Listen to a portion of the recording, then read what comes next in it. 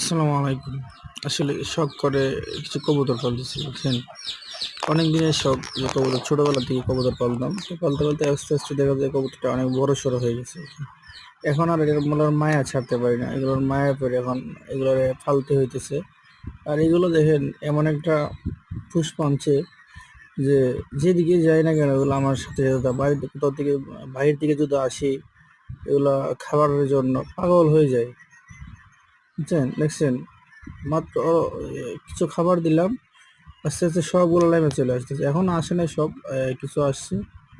তো সবগুলো আস্তে, আস্তে দেখবেন চলে আসবে। আসলে পশু প্রাণী পাললে যারা পালে তারাই বুঝে আসলে তার কি মায়া, তার জন্য কি মহব্বত।